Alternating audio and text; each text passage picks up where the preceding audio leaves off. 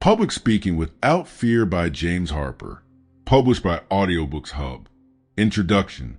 Public speaking is a powerful skill, one that can influence, inspire, and shape the world around us. It is an essential tool for leaders, educators, entrepreneurs, and anyone who wants to make an impact. Yet, despite its importance, many people fear it. The idea of standing in front of an audience with all eyes on you can be terrifying. The nerves, the sweat, the self-doubt, it can all feel overwhelming. But what if I told you that public speaking doesn't have to be scary?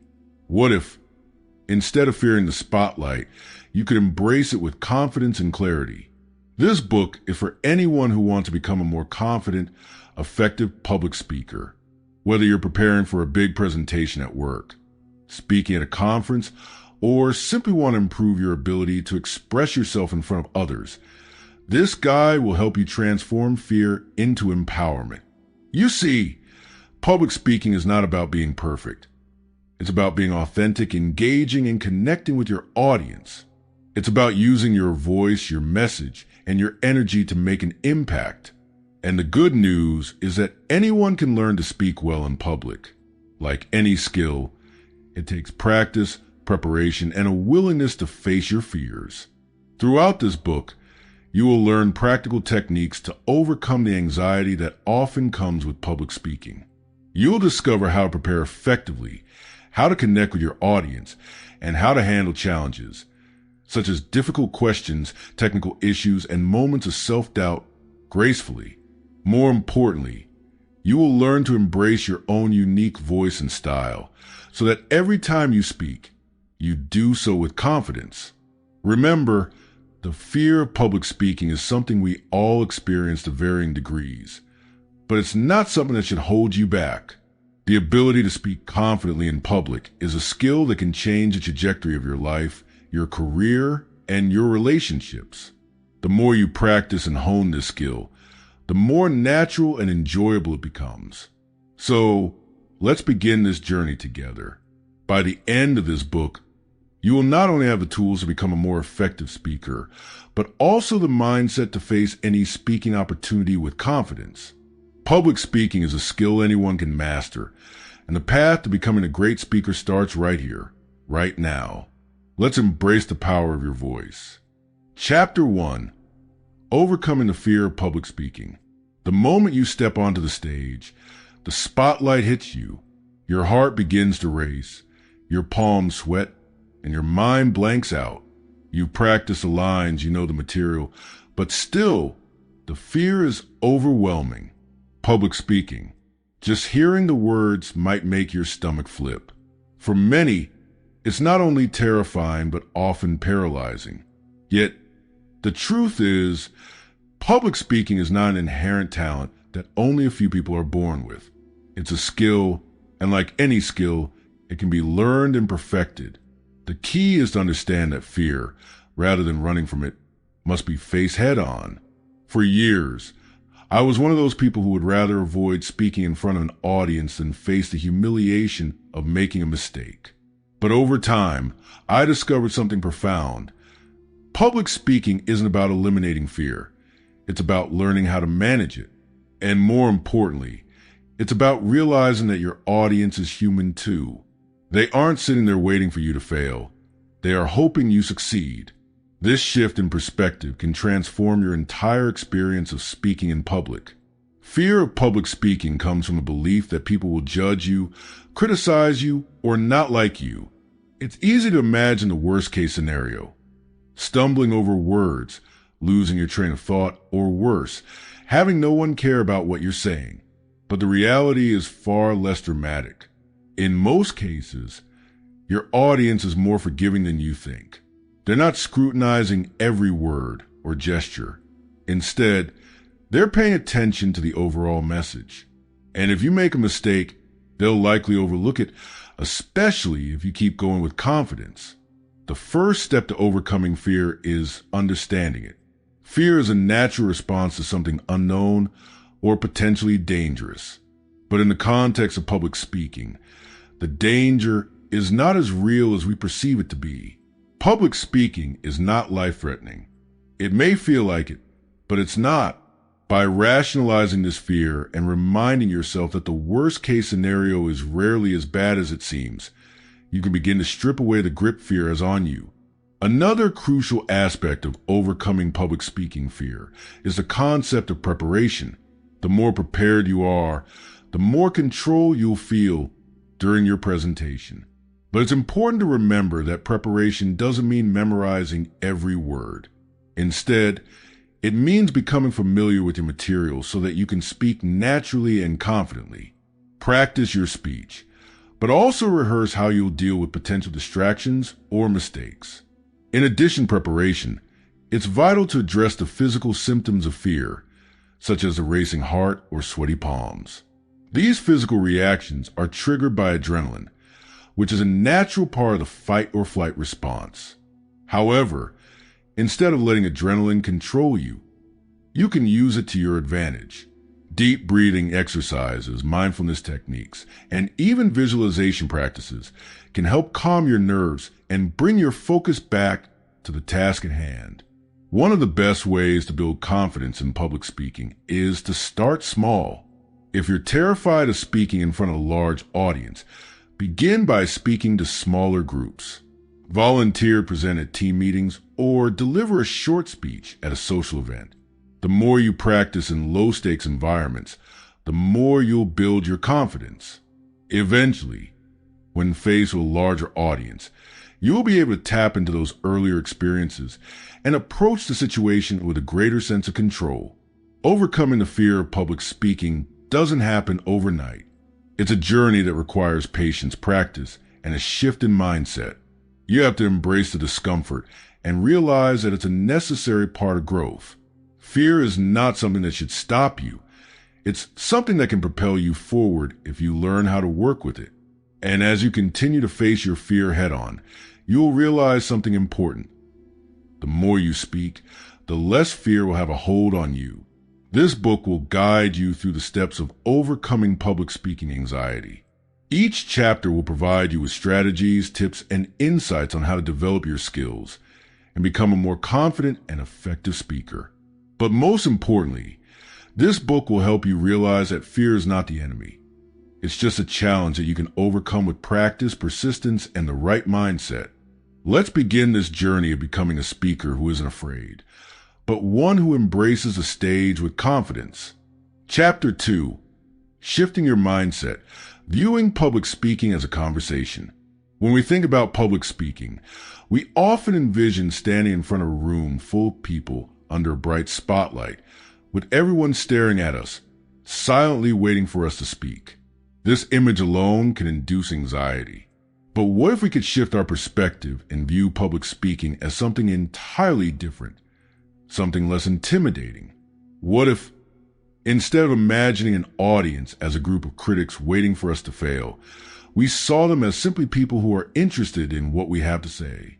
What if, instead of standing on a stage, we saw ourselves sitting at a table having a conversation? The idea of a conversation is one of the most powerful mind shifts I've experienced in overcoming my own fear of public speaking. When I started viewing my speeches as conversations rather than formal presentations, it completely changed my approach. I stopped worrying about being perfect and started focusing on engaging with my audience. This made me more relaxed, natural, and comfortable. And the best part? The audience felt that too. Public speaking is often viewed as a performance, a one-way delivery of information. This creates a sense of pressure because it's easy to feel like you're on stage, performing for approval. But in reality, speaking in front of an audience is an exchange, an interaction. You are communicating with people, not just delivering information to them. The true power of speaking lies in the connection you build with your listeners. A conversation is about sharing ideas, asking questions, and responding to cues. It's dynamic, engaging, and flexible. When you think of your speech in these terms, it becomes less about getting every word right and more about connecting with your audience. You're not trying to impress them with how well you've memorized your speech. You're trying to communicate in a way that resonates with them, that sparks their interest, and that leaves them thinking. One of the main reasons we fear public speaking is the pressure to perform. We feel the need to be perfect and fear that if we make a mistake, our audience will judge us. But when we look at public speaking as a conversation, we realize that mistakes are part of the process. No one expects you to be flawless, especially when you're having a conversation. Imagine if, in a casual conversation, you stuttered or forgot a word. The other person wouldn't judge you for it. They would simply wait for you to continue. In the same way, your audience is far more understanding than we often give them credit for. If you misspeak or lose your train of thought, they're not going to crucify you. They'll likely barely notice, especially if you keep going with confidence. Another key benefit of seeing public speaking as a conversation is that it makes your delivery more genuine. Instead of standing rigidly behind a podium, you can move around the space, use natural gestures, and vary your tone. You can ask rhetorical questions, pause for emphasis, and even make eye contact with different individuals in the audience. These small changes in how you present yourself can make you seem more approachable and human, which in turn makes the audience more engaged. After all, people are more likely to listen to someone who seems approachable and relatable than someone who comes across as distant or unapproachable. It's also important to recognize that your audience has different expectations when they're in a conversation versus when they're being spoken to formally. In a conversation, there's a back and forth dynamic that involves interaction and response. In public speaking, while the exchange may not be as direct, you can still incorporate aspects of conversation by paying attention to the audience's reactions. Are they nodding in agreement? Are they looking confused? Are they checking their phones? By becoming aware of these nonverbal cues, you can adjust your delivery to maintain interest and keep the audience engaged. Furthermore, the more you view your speech as a conversation, the more you can infuse your personality into it. You can tell stories, share personal experiences, and add humor where appropriate. The more authentic you are, the more relatable you become. This fosters a connection with your audience and makes them feel as though they're part of the conversation, not just passive listeners. To start implementing this mindset shift, the next time you're preparing for a speech or presentation, think of it as a conversation with a group of people you want to engage. Imagine speaking to them as if they were your friends or colleagues, and you were having a genuine discussion. Use the same language you would use in conversation. Don't be afraid to relax your tone and even inject a little humor. Try to connect with them emotionally by telling stories or asking questions. And remember, they're not waiting for you to be perfect. They're waiting for you to be real. As you continue to practice this shift in mindset, you'll notice that the fear of public speaking starts to diminish. When you stop focusing on being perfect and start focusing on connecting with your audience, the pressure subsides. You'll find that your speaking feels more natural and that you're able to engage with your audience in a way that feels comfortable and authentic. Public speaking no longer becomes a daunting task, but an opportunity to have a meaningful conversation. And with that perspective, you'll find that fear has no place in your journey as a speaker. Chapter 3, The Power of Preparation, Turning Nervous Energy into Confidence. It's often said that practice makes perfect. And in the case of public speaking, this is absolutely true. The more you prepare, the more confident you will feel. But preparation is not just about memorizing lines or going over your speech 100 times. True preparation is about understanding your material inside and out, anticipating challenges, and knowing how to handle them when they arise. When you're well prepared, your nerves will become less of an obstacle and more of a powerful tool to fuel your performance. One of the most common reasons people experience fear when it comes to public speaking is the feeling that they are not prepared enough. It's a fear of the unknown, of being asked a question they can't answer, or being caught off guard by something they didn't foresee. This is a legitimate concern, but it's one that can be minimized with proper preparation. The more you know your material, the less you have to worry about getting it right. You'll be able to speak naturally, adjust to unexpected situations, and feel at ease while delivering your message. Start by thoroughly researching and understanding your topic. This may seem obvious, but many people skip this crucial step. It's easy to assume that if you've been assigned to speak on a subject, you know it well enough. But the deeper you dive into your material, the more confident you'll feel. The goal is to have a comprehensive grasp of your topic, so that if someone asks a question or challenges your viewpoint, you'll be able to respond intelligently and thoughtfully. Another important aspect of preparation is structuring your speech in a way that makes it easy to deliver and easy for your audience to follow. A clear structure will not only help your audience understand your message better, but it will also help you stay organized as you speak. Many people fear public speaking because they feel they might lose track of what they want to say. But when you have a clear beginning, middle, and end, it becomes much easier to navigate through your speech. Your introduction is your opportunity to grab your audience's attention and establish credibility. You don't want to begin with a weak, rambling opening that sets the tone for the rest of your speech. Instead, aim for an opening that is both engaging and clear. This might involve telling a short, relatable story, asking a provocative question, or making an intriguing statement that sparks curiosity. Whatever you choose, make sure it sets the stage for what's to come. The body of your speech is where the meat of your message lies. It's important to break your content into manageable chunks so that your audience can easily follow along. Think about the key points you want to make and ensure that each one is supported by strong evidence, examples, or anecdotes. This will not only make your speech more engaging, but it will also make you appear more confident, as you'll be speaking from a position of authority and expertise. Finally, your conclusion should reinforce the main message you want to leave with your audience. It should be clear, concise, and impactful.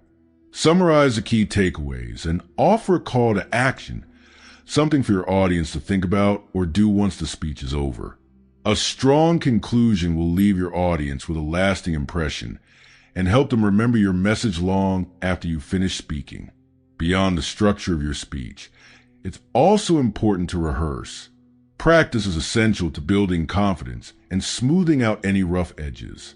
However, rehearsal doesn't mean you need to memorize every word. Instead, rehearse the flow of your speech, focusing on the key points and transitions between sections. Try to practice in front of a mirror or record yourself so you can observe your body language, tone, and pacing. This will help you become more aware of any nervous habits or areas where you might need to adjust. It's also a good idea to practice in front of a trusted friend or family member. They can provide constructive feedback, point out areas that need improvement, and offer encouragement. If possible, try to simulate the real speaking environment. Practice speaking in front of a group or in the space where you'll be delivering your speech, as this will help you feel more comfortable when it's time to perform for a live audience. But preparation goes beyond just practicing your speech. You also need to prepare mentally and physically for the event. Start by visualizing yourself succeeding. Close your eyes and picture yourself walking confidently onto the stage, speaking clearly and engaging the audience. Imagine the audience reacting positively, nodding in agreement, laughing at your jokes, and applauding at the end. Visualization is a powerful tool that helps program your mind for success, making the real event feel less intimidating. Additionally, take care of your body. Public speaking can be physically demanding, so make sure you get enough rest at night before your speech. Eat a healthy meal, stay hydrated, and do some light stretching or breathing exercises to calm your nerves. Exercise can help release pent-up energy and reduce anxiety, making you feel more centered and composed. When the day of your speech finally arrives, remember that preparation isn't just about what you've done in the days leading up to it. It's also about how you show up. If you've done the work, you will be ready. The fear and nervousness you feel are natural, but they don't define your performance. You've already prepared yourself mentally and physically, and now it's time to trust in that preparation and give your best. Ultimately, The power of preparation lies in its ability to turn your nervous energy into confidence. When you are well prepared, you're not just reciting a speech. You're engaging in a meaningful exchange with your audience. You've done the work, and now you can let that work shine through in your delivery. With each speech you give, you'll grow more confident, and the fear that once paralyzed you will become a distant memory. Chapter 4: Mastering the Art of Body Language. Public speaking isn't just about what you say. It's also about how you say it. A large part of communication is nonverbal, and this is where body language plays a crucial role. The way you carry yourself, the gestures you use, and the way you move on stage can have a tremendous impact on how your message is received by your audience. Mastering the art of body language will not only help you appear more confident, but also enhance your ability to connect with your listeners on a deeper level. When most people think of body language in public speaking, they think about posture. And while posture is important, body language encompasses much more. It includes your facial expressions, hand gestures, eye contact, and even your movements on stage. The goal is to use these elements consciously to reinforce your message and create a more dynamic and engaging experience for your audience. Let's begin with posture. The way you stand when speaking sends a powerful signal to your audience. If you slouch or appear tense, you may unintentionally communicate uncertainty or nervousness. On the other hand, if you stand tall, with your shoulders back and your feet shoulder-width apart, you project confidence and authority.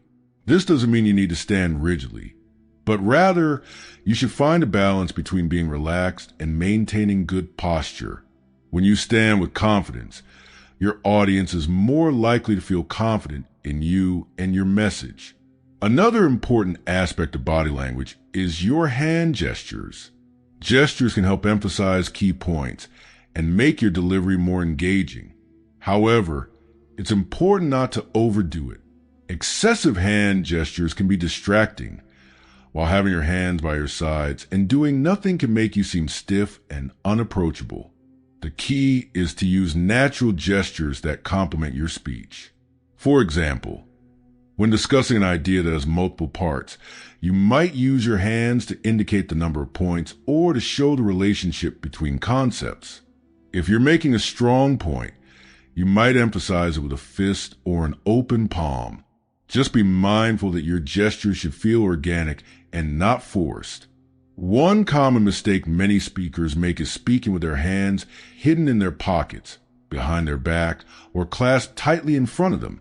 These closed gestures can signal discomfort or insecurity. If you want to come across as open and approachable, keep your hands visible. Let them move naturally as you speak. By doing so, you communicate openness and confidence. Facial expressions are another key aspect of body language. Your face communicates a wealth of emotions, and when you match your facial expressions to your words, it makes your message more compelling. Smiling, for instance, can make you appear friendly and approachable, which is important if you want to build rapport with your audience. A furrowed brow or an intense look can convey seriousness or passion, which can be powerful when you're discussing something important. The goal is to use your facial expressions to mirror the emotions of the message you're trying to convey. Eye contact is often overlooked, but it's one of the most powerful tools in your body language arsenal. Maintaining eye contact with your audience helps create a connection and shows that you're confident and engaged. It also keeps your listeners focused on you, rather than letting their attention drift. However, it's important to balance eye contact so that it feels natural and not forced. Staring at one person for too long can make them uncomfortable, while avoiding eye contact altogether can make you seem untrustworthy or unsure. Try to scan the room and make brief eye contact with different people, giving the impression that you are speaking to the entire group, not just one individual. Your movement on stage can also contribute to the impact of your speech. Moving around the stage rather than standing behind a podium can make you appear more dynamic and confident. It helps you connect with different parts of the audience and allows you to adjust your position based on the emphasis you want to place on certain parts of your speech.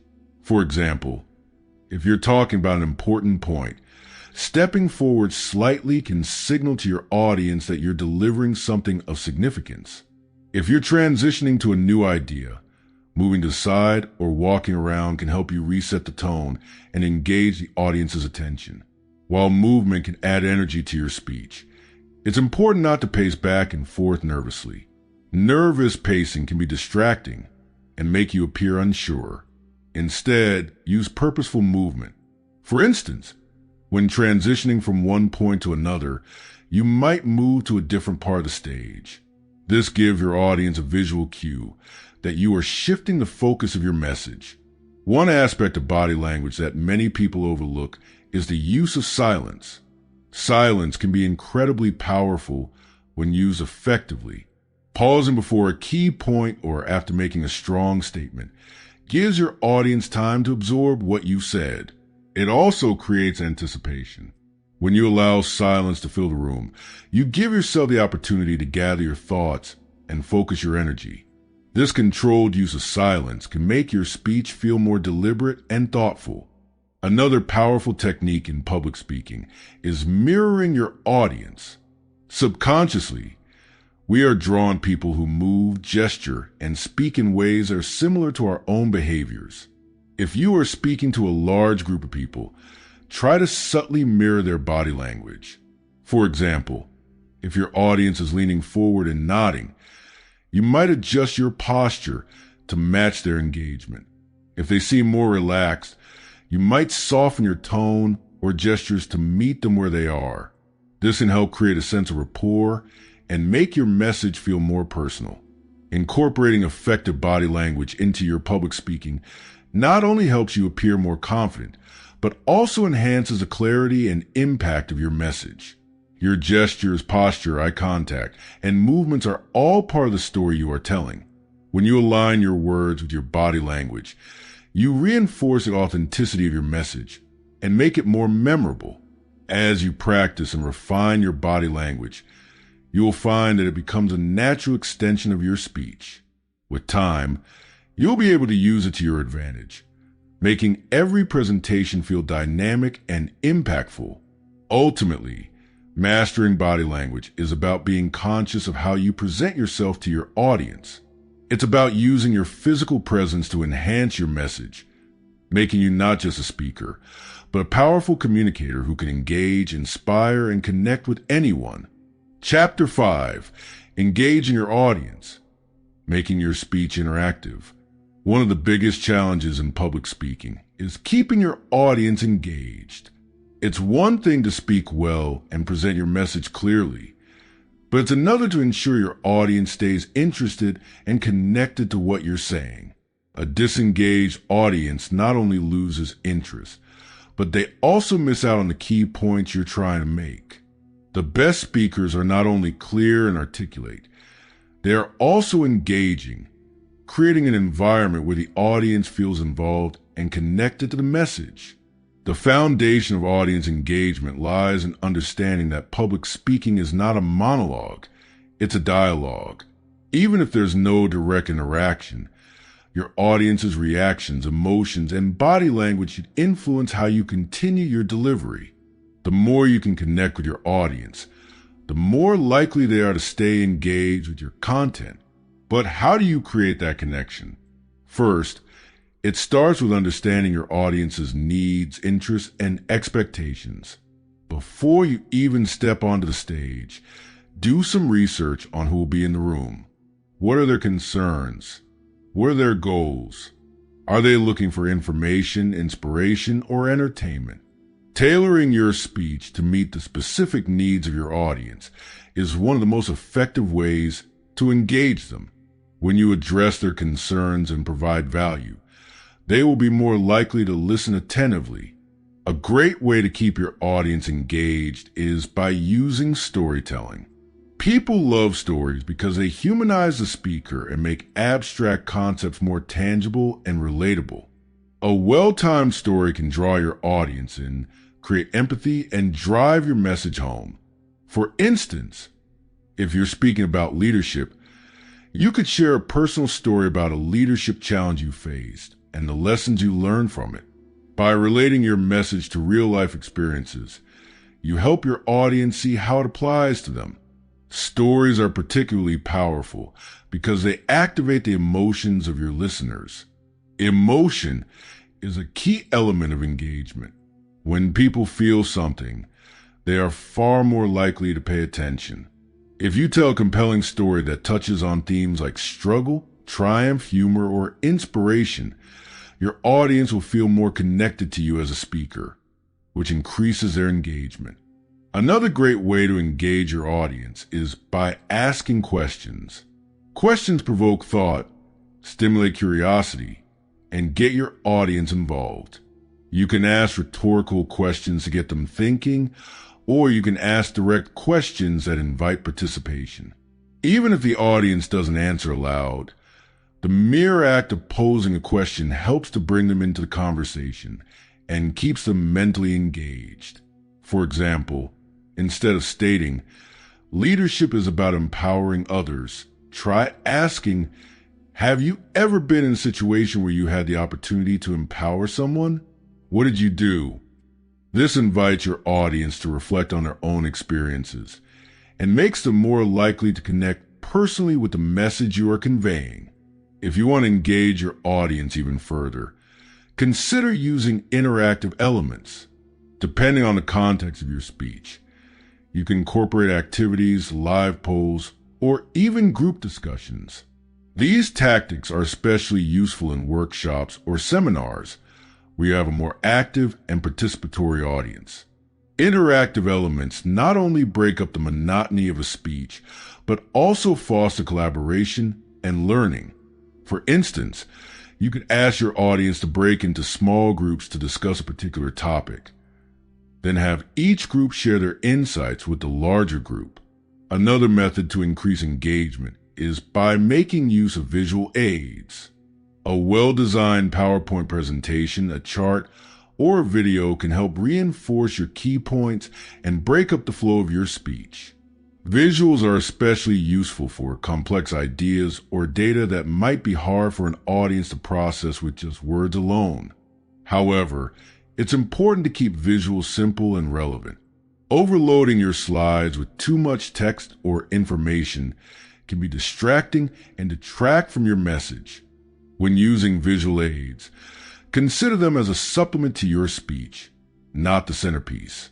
You are the focus of presentation, and visuals should enhance what you're saying, not overshadow it.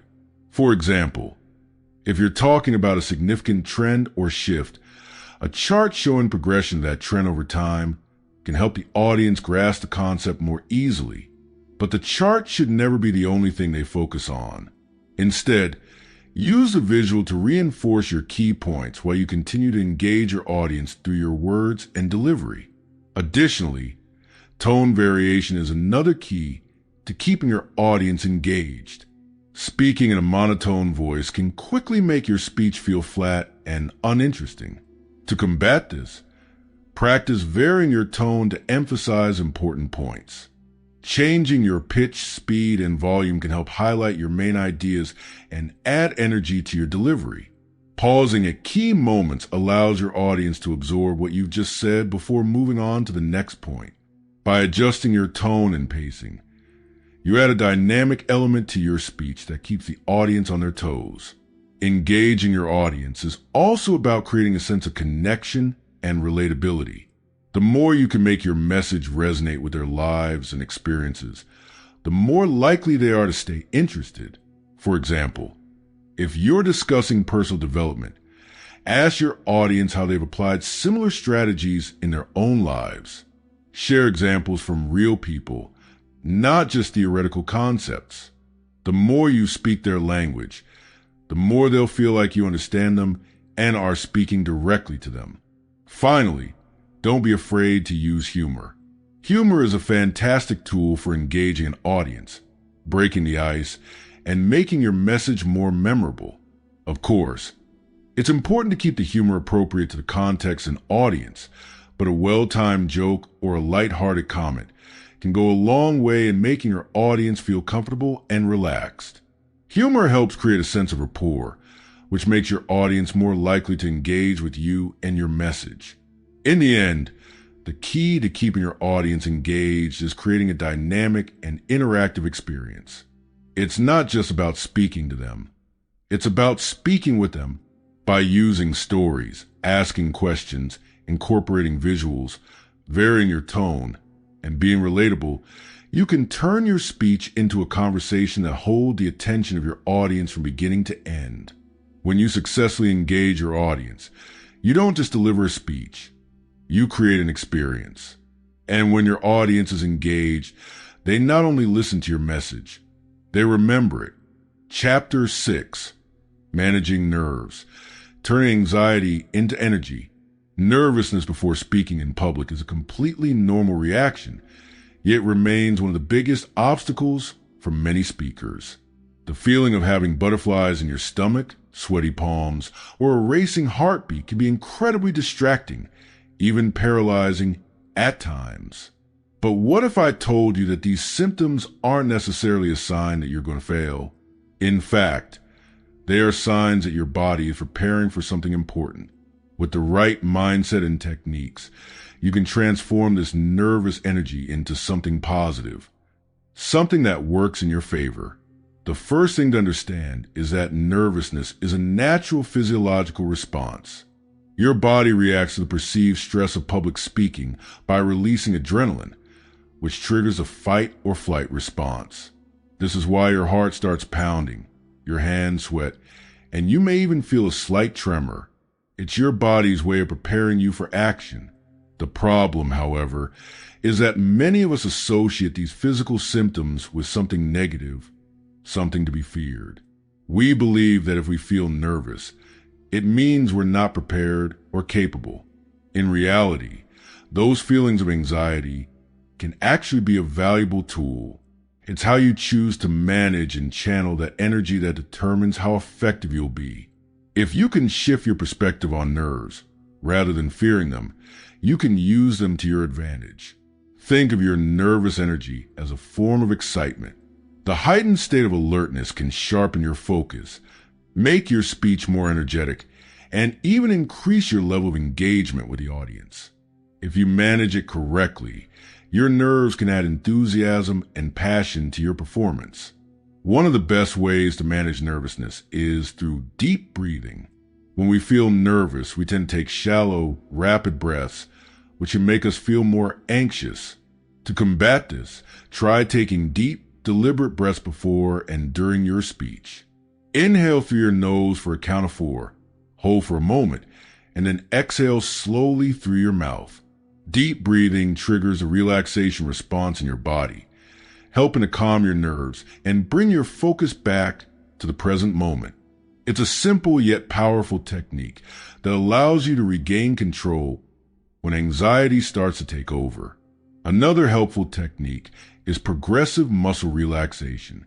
This involves systematically tensing and then relaxing different muscle groups in your body, which can help release tension and reduce physical symptoms of anxiety. For instance, start by tightening your fists for a few seconds, then release. Move on to your shoulders, then your legs, and so on. By the time you finish, your body will feel more relaxed and your mind will follow suit.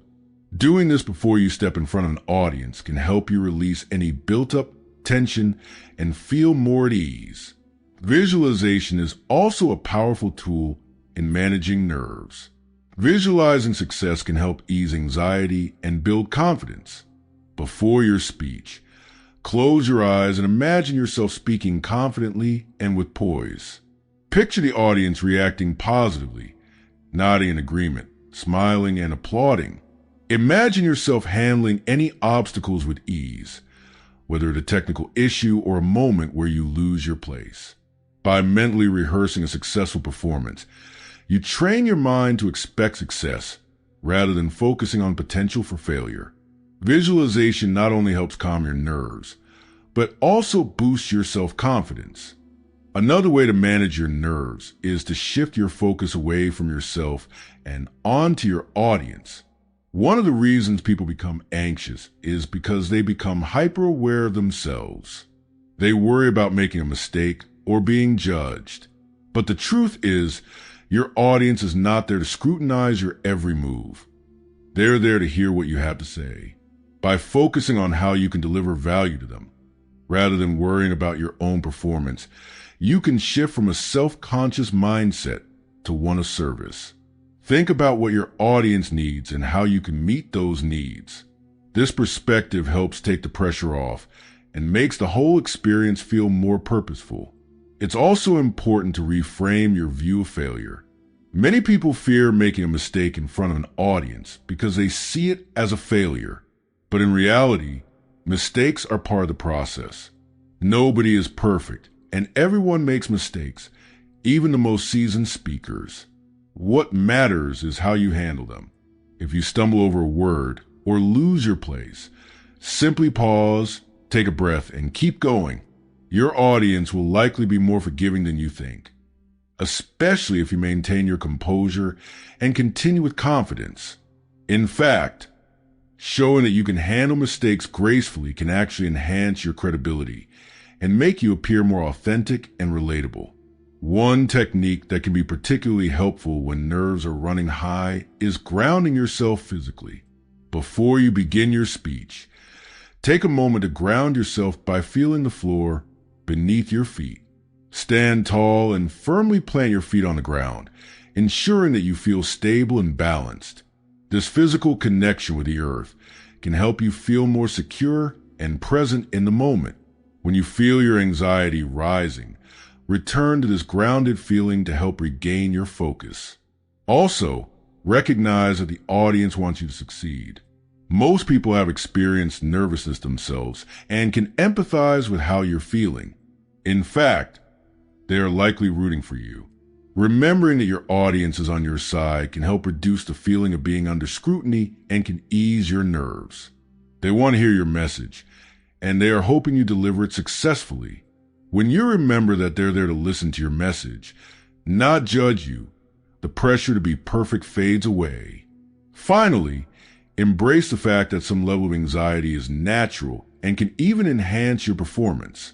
The physical sensations you experience before speaking, such as an increased heart rate and a rush of adrenaline, are actually the same physiological responses that athletes experience before competing.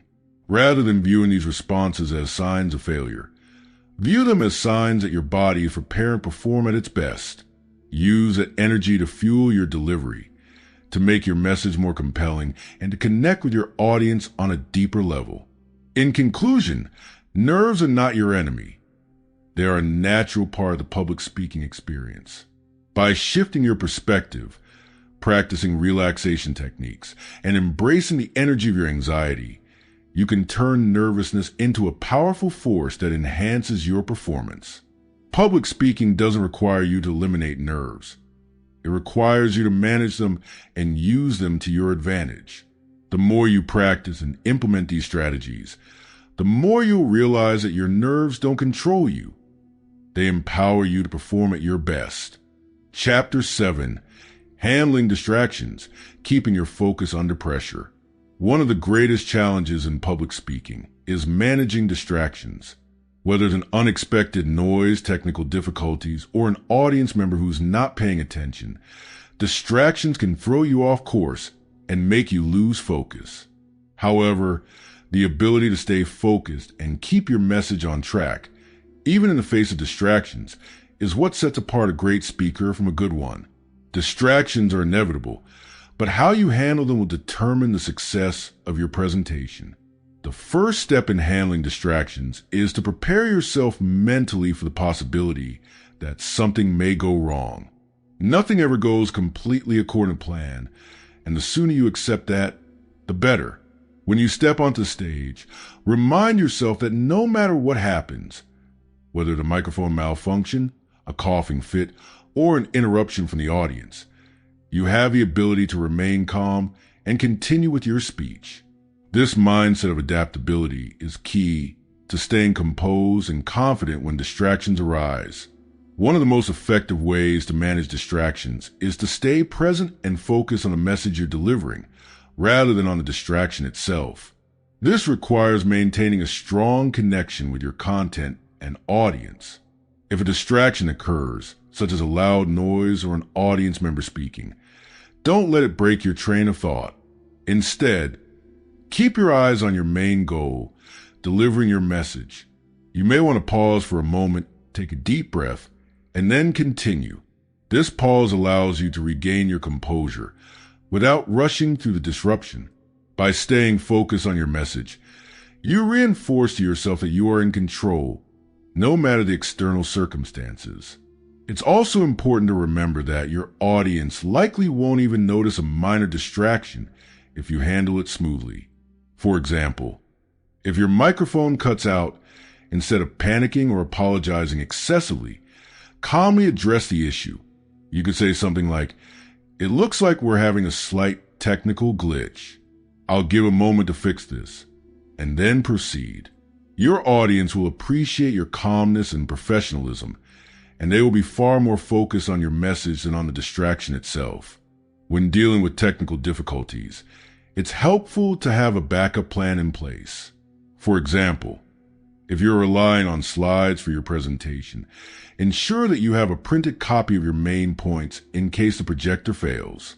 If you're using a microphone, make sure you know how to adjust the settings or troubleshoot common issues.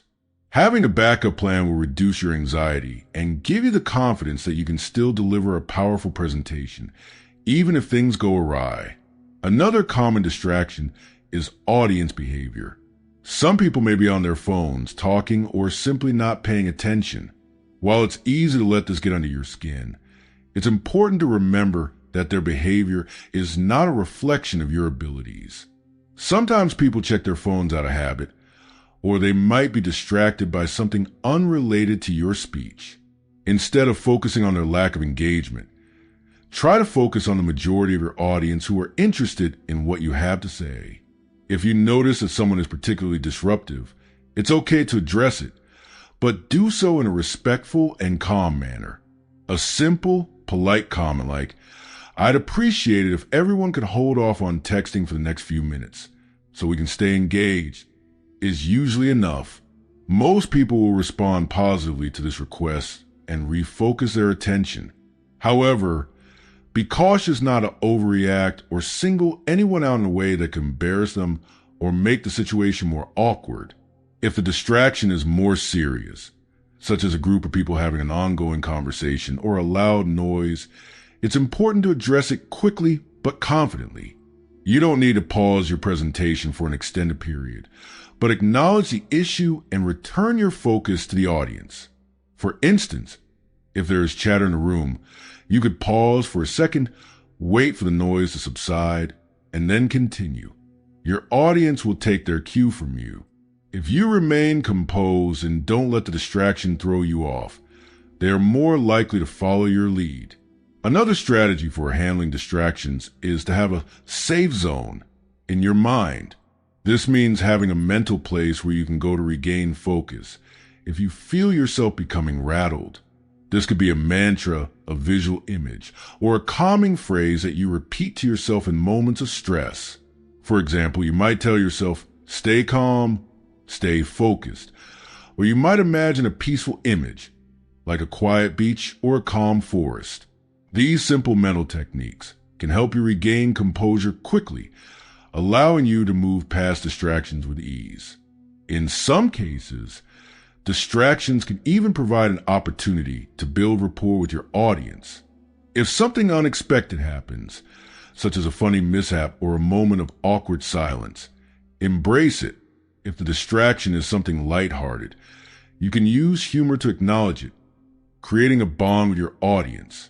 For example, if you lose your place in your notes or have a moment of confusion, you can laugh it off and say something like, "It looks like I'm not the only one distracted today." Humor can disarm any tension and make you seem more relatable, turning a potential negative into a positive. You also want to remember that the audience is there for you. They want you to succeed. Most of the time, Distractions are not as big of a deal to the audience as they are to you. They're not scrutinizing every detail of your presentation. If something goes wrong, don't worry too much about it. Your audience will appreciate your ability to stay calm and focused, which will ultimately increase their respect and admiration for you as a speaker. To sum up, distractions are an inevitable part of public speaking, but they don't have to derail your entire presentation.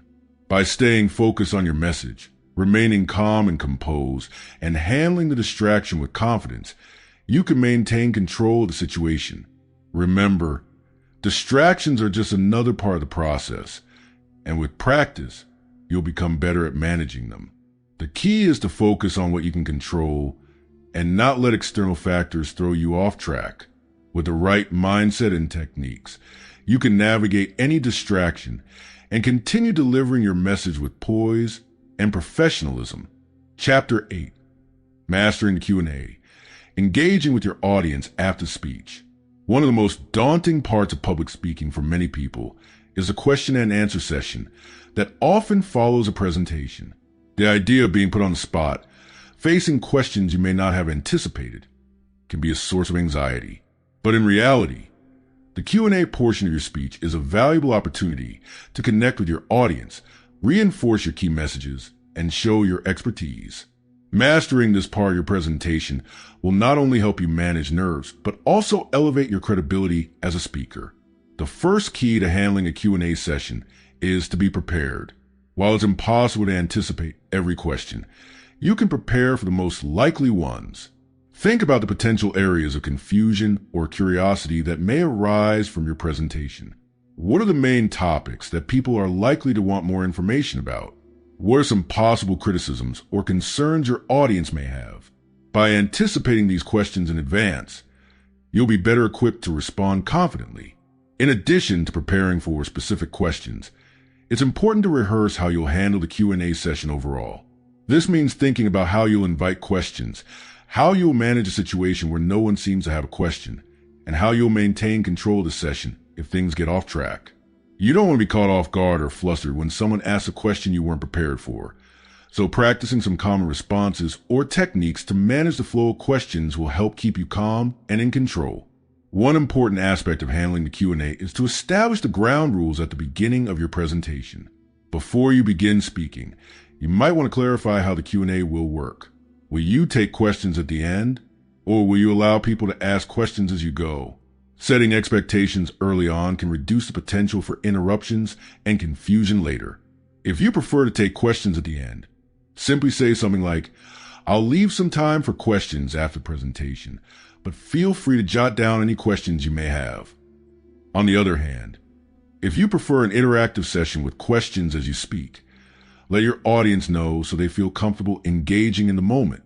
When you start the Q&A session, make sure to maintain a calm and open demeanor.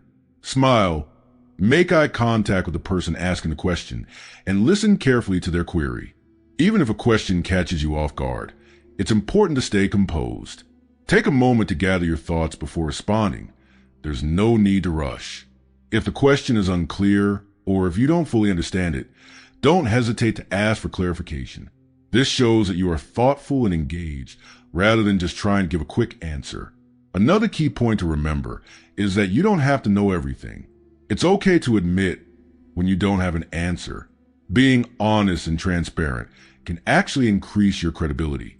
If you're asked a question you don't know the answer to, try saying something like, "That's a great question, and I don't have an answer off the top of my head, but I'll make sure to follow up with you after the session." This not only shows that you're willing to admit when you don't know something, but also that you are committed to providing accurate information. Follow up as promised, and you'll maintain your reputation as a reliable and professional speaker. In some cases, you may encounter a difficult or challenging question that could make you feel defensive. It's important not to get defensive or dismissive in these moments. Instead, stay calm, acknowledge the question, and respond thoughtfully. If the question is confrontational, take a deep breath and remain professional. Responding with grace and respect will allow you to maintain control of the conversation and demonstrate that you are confident in your position. If you don't agree with the question or the premise behind it, politely explain your perspective without attacking the person asking. Sometimes, questions can become off-topic or even irrelevant to the subject matter of your presentation. In these cases, it's helpful to gently steer the conversation back to the relevant topic. You can say something like, "That's an interesting question, but let's focus on the main topic of today's presentation. If you'd like, we can discuss that further after the session." This will help keep the Q&A session focused and prevent it from drifting into unrelated areas. A particularly challenging situation is when you're faced with a question from an audience member who is argumentative or difficult. In these instances, it's important to remain composed and avoid getting into a back and forth argument. Instead, acknowledge their point, provide your answer calmly, and then move on. If the individual continues to push, you may need to politely disengage by saying, "I appreciate your perspective, and I'm happy to discuss it further after the session if you'd like." Let's move on to other questions. This keeps the session moving forward and helps you maintain authority over the conversation.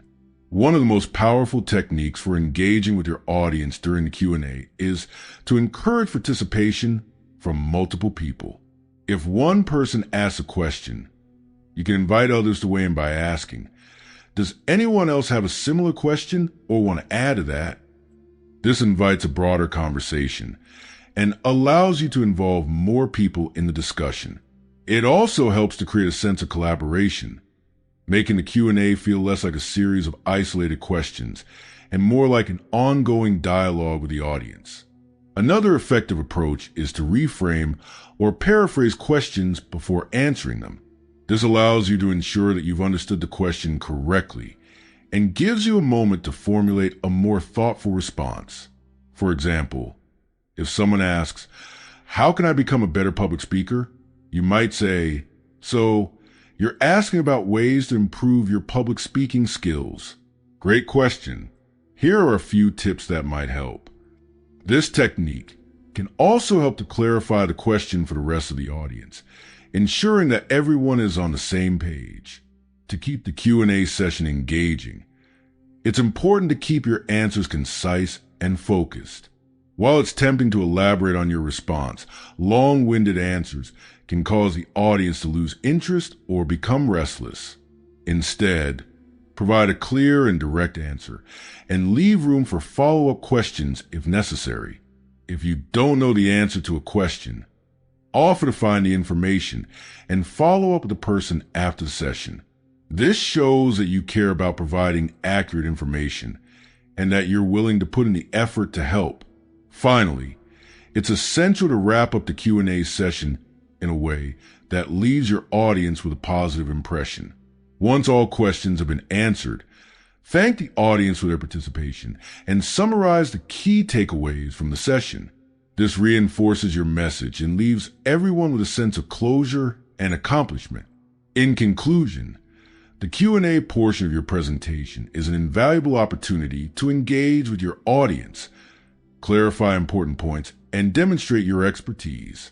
By preparing for common questions, staying composed, and handling difficult situations gracefully, you can turn the Q&A into one of the most powerful parts of your speech. With practice and the right mindset, you'll not only answer questions effectively, but you'll also leave a lasting, positive impression on your audience.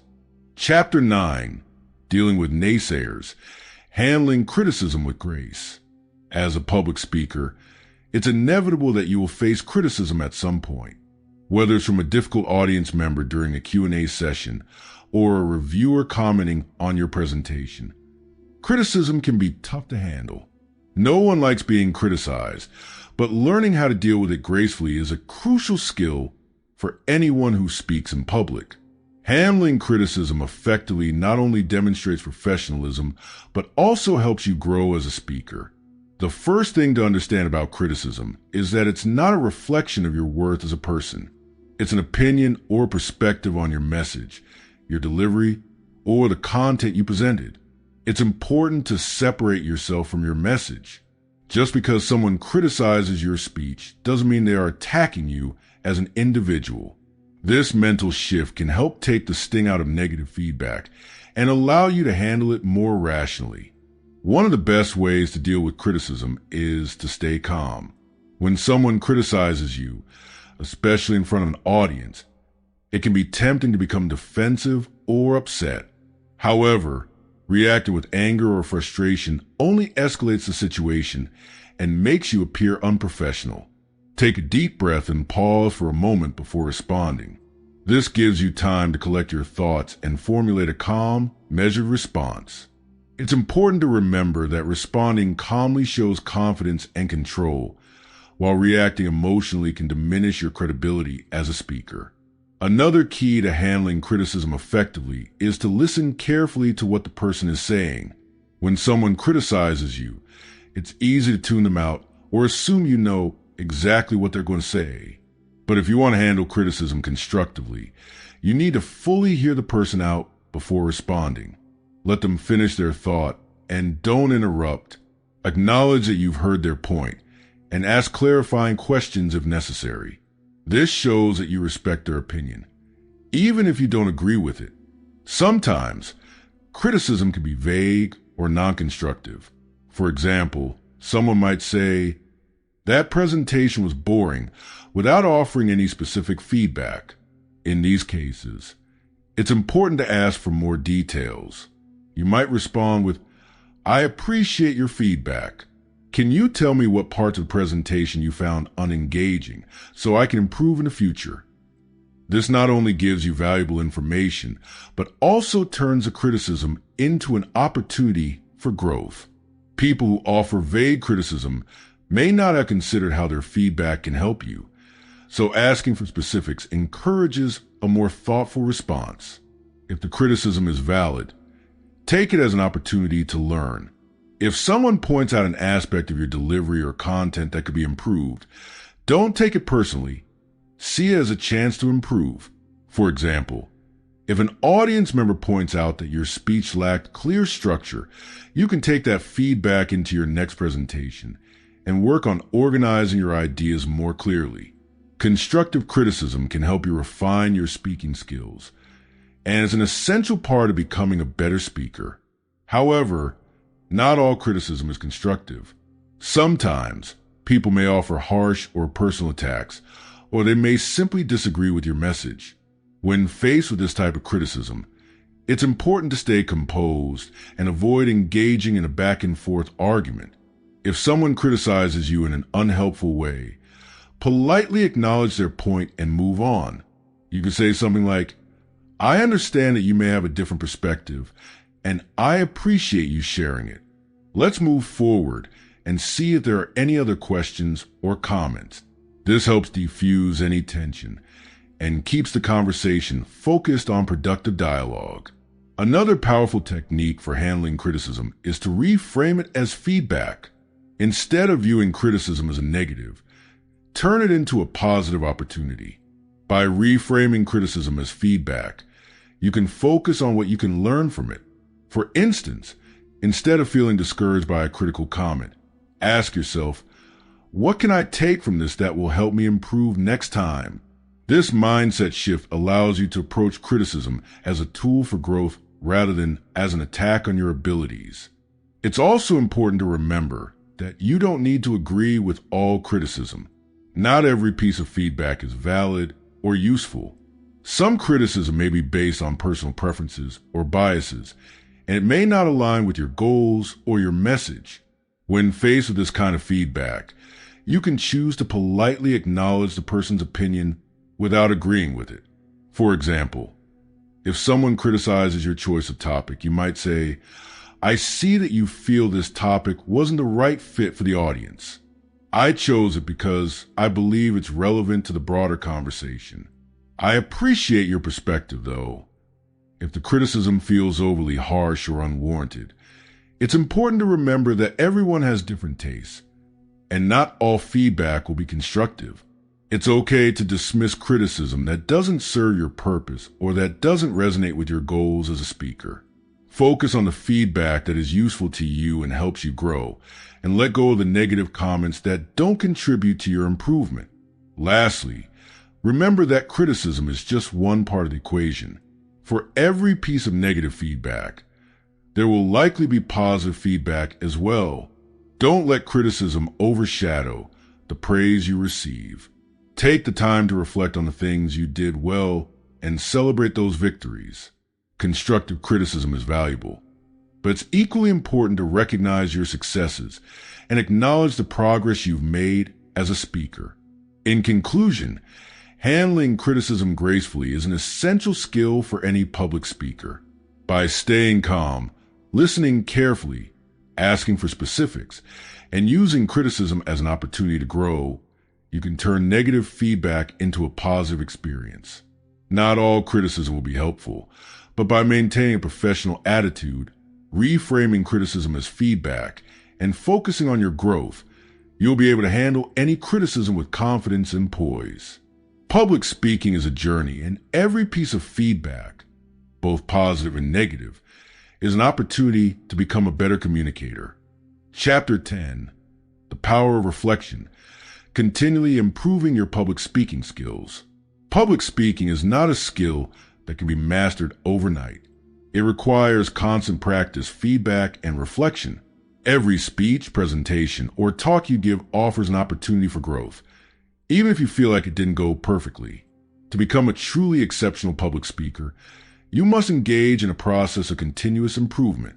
This chapter will focus on the importance of reflection in your journey as a speaker and how to use it to refine your skills and enhance your confidence over time. After every presentation, it's important to take some time to reflect on how it went. Ask yourself a few key questions. What went well? What could have been better? Did I connect with the audience? Were there any moments where I lost their attention? Did I handle any challenges, such as technical issues or difficult questions, in the best way possible? By taking the time to analyze your performance, you gain valuable insights into your strengths and areas for improvement. This process of self-reflection allows you to fine-tune your approach, making each speech more effective than the last. To help guide your reflection, consider keeping a speaker's journal.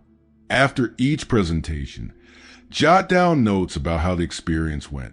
Include details such as the key points of your speech, the audience's reactions, any unexpected moments or challenges you faced, what you felt went well and what didn't, what you would do differently next time.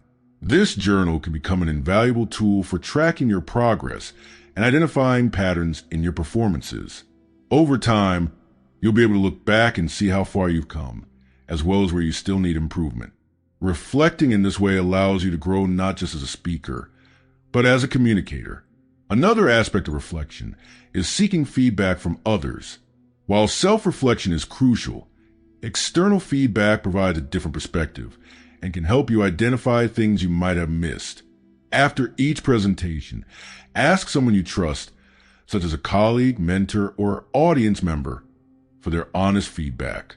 You might ask questions like, did I engage with the audience effectively? Were there any parts of the presentation that were unclear or confusing? Did my pacing and tone of voice keep your attention? How could I improve the structure of my speech? It's important to be open to this feedback, even if it's not entirely positive. Constructive criticism is a valuable resource for learning and growth. Remember, the goal is to become a better speaker, and sometimes that means hearing about areas where you can improve. While feedback from others is important, it's equally essential to focus on your personal journey. Reflecting on your own feelings and thoughts about your performance can give you a deeper understanding of your strengths and weaknesses.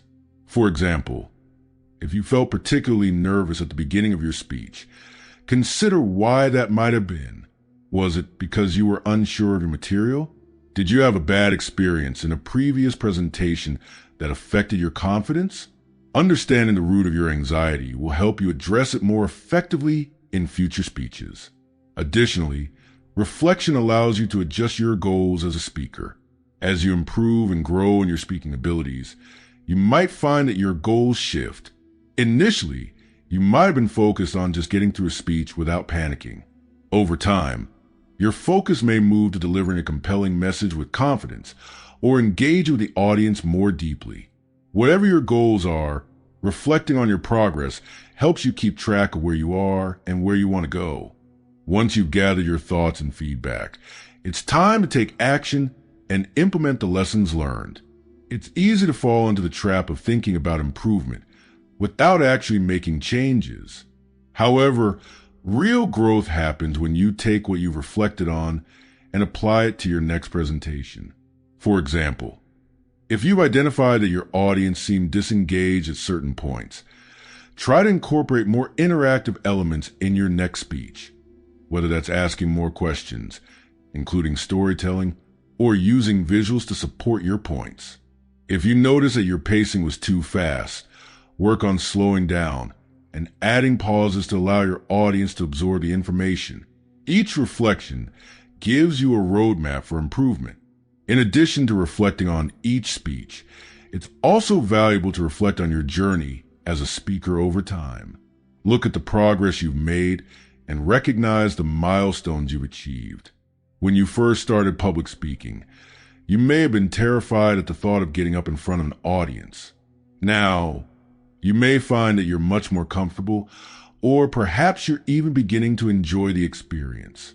Celebrate these wins, big or small, because they are a testament to your growth as a speaker. Moreover, consider seeking out new opportunities for growth. Attend workshops, join speaking clubs like Toastmasters, or watch other speakers who inspire you. By continuing to challenge yourself and seek new experiences, you'll keep expanding your skills and building your confidence. A helpful way to gauge your improvement is to revisit your past speeches, watch recordings of your earlier presentations, and compare them to your most recent ones. What has changed? You may notice improvements in your delivery, your ability to engage the audience, or your comfort on stage. You'll also likely see areas where you still have room for growth, which will guide your focus moving forward. Another powerful tool for improvement is to set specific, measurable goals for your public speaking. For example, one goal could be to improve your vocal variety by practicing changes in pitch and pace during your speech. Another goal could be to engage more with your audience by asking at least 3 questions during your presentation. Setting goals allows you to break down the larger task of improving your speaking skills into smaller, actionable steps. By measuring your progress over time, you'll be able to track the impact of your efforts and feel a greater sense of accomplishment as you achieve each goal. Ultimately, the key to becoming a better speaker is a commitment to lifelong learning. Public speaking is an evolving skill, and the more you reflect, practice, and seek feedback, the more you will grow. Every presentation, whether successful or challenging, provides an opportunity to learn and refine your skills. By embracing this process of continuous improvement, you'll not only become a more effective speaker, but also develop the confidence to take on any stage, no matter how daunting it may seem. In conclusion, reflection is a crucial part of becoming a masterful public speaker. By consistently evaluating your performances, seeking feedback, and setting new goals, you'll ensure that you continue to grow and improve over time. Public speaking is a journey, not a destination, and with each speech, you'll become more skilled, confident, and impactful. Embrace the process of reflection, and it will ultimately lead you to success as a speaker.